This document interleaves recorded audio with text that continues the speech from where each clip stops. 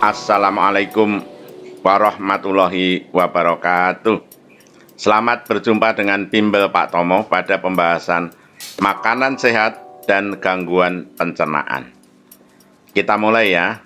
Bismillahirrahmanirrahim. Apakah makanan sehat itu? Makanan sehat adalah makanan yang bersih, tidak mengandung kuman, dan tidak mengandung zat yang berbahaya. Terus tidak basi, tidak kadaluarsa. Kadaluarsa itu expired.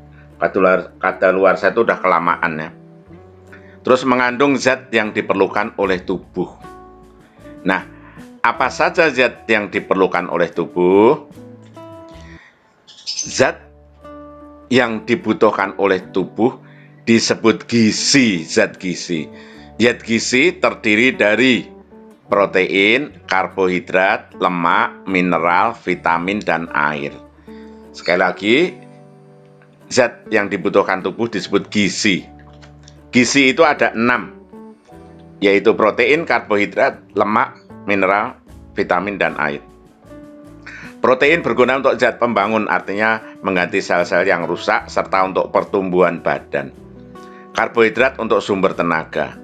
Lemak untuk bantalan organ serta sumber tenaga juga. Lemak itu misalnya jantung tuh perlu kiri kanannya perlu ada lemak buat nahan supaya nggak terlalu goyang-goyang. Ya. Mineral itu zat pembangun, zat pelindung namanya, itu ada 3 macam, nanti dilihat nanti. Vitamin adalah zat pengatur, nanti ada macam-macam vitamin ya.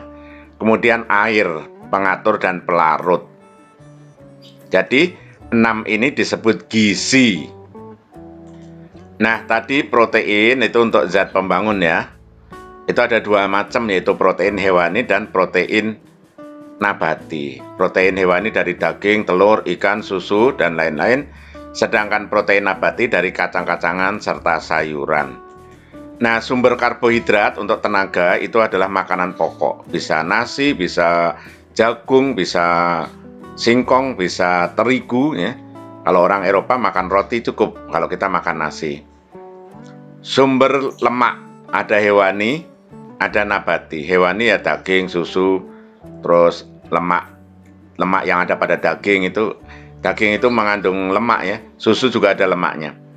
Sumber lemak nabati, kelapa, minyak goreng, kacang tanah, dan lain-lain. Nah, sekarang vitamin. Vitamin itu ada vitamin A untuk kesehatan mata, vitamin B untuk mencegah beri-beri, vitamin C untuk mencegah sariawan, vitamin D untuk kesehatan tulang. Vitamin A itu ada pada buah warna merah, ya, sayuran, terus ikan laut. Vitamin B ada pada kulit ari beras, terus kacang-kacangan.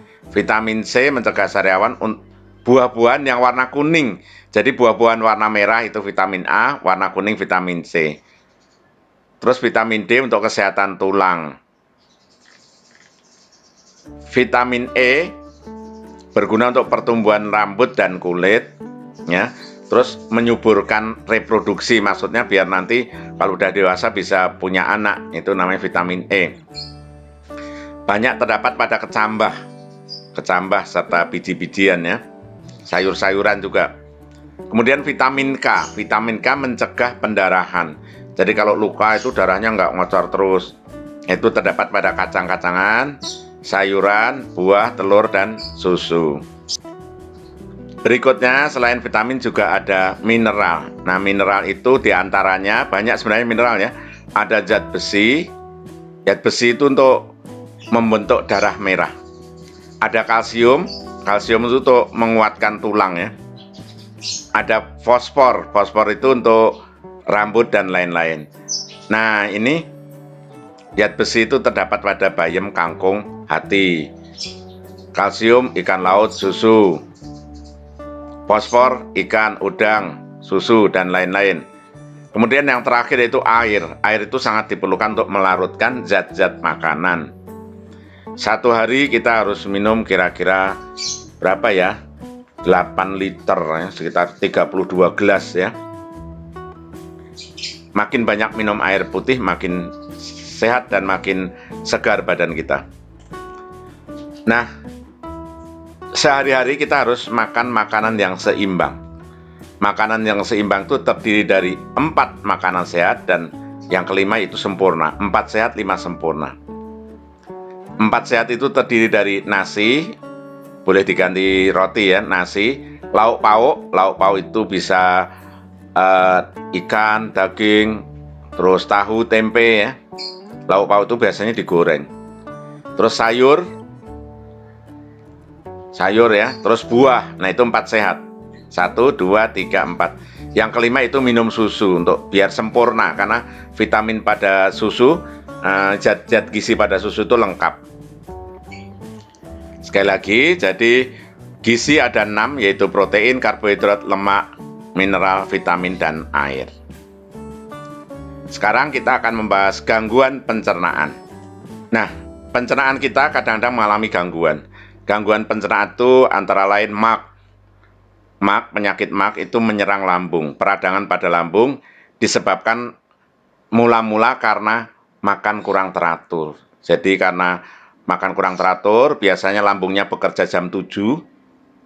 Jam 7 belum makan, akibatnya tidak ada nasi tapi lambung tetap bergerak terus. Nah, akibatnya lambungnya bisa mengalami radang. Jadi makan harus teratur.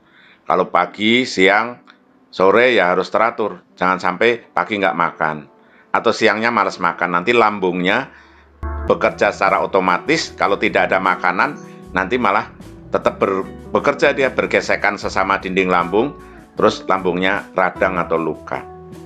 Kecuali orang puasa, kalau orang puasa itu sudah membaca niat, nawaitu shomawudin, niat aku berpuasa, nah itu lambungnya terus tidak bekerja siang-siang, dia udah tahu. Jadi niat puasa itu harus dibaca. Berikutnya selain MAC yaitu diare. Diare itu infeksi yang disebabkan oleh bakteri. Buang-buang air terus ya. Buang airnya itu encer ya. Bunyinya prat gitu. Biasanya terus lemes kalau diare. Pas diare itu harus segera minum obat karena nanti kehabisan cairan ya, karena BAB-nya bercampur air terus. Berikutnya konstipasi atau sembelit. Itu lawannya diare. Kadang-kadang kalau orang diare buang air melulu, kalau konstipasi susah buat buang air. Pas buang air besar, keluarnya keras. Berikutnya kolera, ini infeksi bakteri, mirip kayak diare tapi lebih ganas ya, bakterinya lebih ganas. Gastritis, itu radang lambung, tapi disebabkan oleh HCl atau asam klorida terlalu tinggi. Nah, berikutnya tifus. Tifus ini radang usus. Kalau makan lambung ya, kalau tifus radang usus. Berikutnya sakit usus buntu, radang usus buntu. Itu radang pada umbai cacing, jadi di usus besar itu ada umbai cacing namanya, karena penumpukan kotoran dan makanan yang tidak tercerna, misalnya biji cabai, nyangkut di umbai cacing nggak bisa jalan, terus nyangkut di situ terus bikin radang. Nah, nanti kalau radang usus buntu biasanya dioperasi, serem ya. Nah, cara mencegahnya kita harus banyak minum air putih supaya makanan tidak berhenti di umbai cacing, supaya larut terus ya, sehingga makanannya jalan terus, lancar gitu ya. Berikutnya itu disentri. Disentri itu radang usus. Nah, radang usus banyak ya, ada disentri, ada tifus ya, tapi beda-beda tempatnya. Radang usus yang gejalanya BAB bercampur sedikit darah, berarti ususnya luka. Ya, kita harus menjaga makanan kita, harus makan teratur, makan makanan yang bersih, sehat, supaya kita terhindar dari gangguan pencernaan. Baik, sampai sini dulu. Terima kasih. Jangan lupa sebarkan video ini ke teman-teman yang memerlukan. Assalamualaikum warahmatullahi wabarakatuh.